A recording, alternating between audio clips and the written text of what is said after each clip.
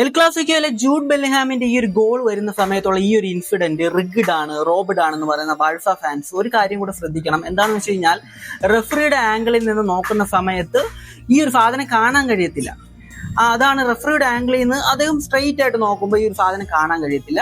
പക്ഷേ ഇത് VAR വിളിച്ചിരുന്നെങ്കിൽ, VAR പോയി നോക്കിയിരുന്നെങ്കിൽ ഗോൾ ഡിസലോ ചെയ്യുമായിരുന്നു. 1-2 ഗോളിനായിരുന്നു റയൽ ജയിച്ചത്. അതിൽ രണ്ടാമത്തെ ഗോൾ വന്നിട്ടുള്ള ആ ഒരു സമയത്തുള്ള ഇൻസിഡന്റ് ആണിത്. ഇത് ക്ലിയർ ആയിട്ടുള്ള ഒരു ഫൗളാണ്, എൽബോയിങ് ആണ്.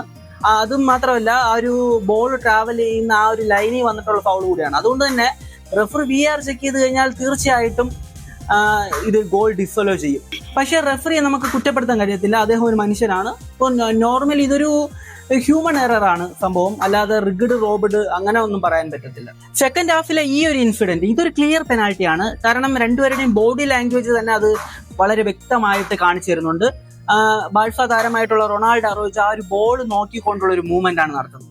മറുഭാഗത്ത് ബോൾ പോലും നോക്കാതെയാണ് കർവഹേലിന്റെ ആ ഒരു ഫൗൾ വരുന്നത്. ഇത് ഒരു ക്ലിയർ ഫൗളാണ്, ക്ലിയർ പെനാൽറ്റി ആയിട്ടുള്ള ഒരു ഇൻസിഡന്റ് ആണ്. ബാഴ്സയ്ക്ക് പെനാൽറ്റി നൽകേണ്ട ഒരു ഇൻസിഡന്റ് കൂടെയായിരുന്നു, എന്നാൽ അത് നൽകിയില്ല റെഫറി. ആദ്യത്തെ ഇൻസിഡന്റിൽ നമുക്ക് റെഫറിയെ ന്യായീകരിക്കാം, അദ്ദേഹം ഒരു ഹ്യൂമൻ ആണ്, അദ്ദേഹത്തിന് കാണാൻ കഴിയുന്നില്ല എന്ന് വേണമെങ്കിൽ നമുക്ക് പറയാം. പക്ഷെ ഇത് ക്ലിയർ ആയിട്ടുള്ള ഒരു റെഫറിങ് മിസ്റ്റേക്ക് ആണ്.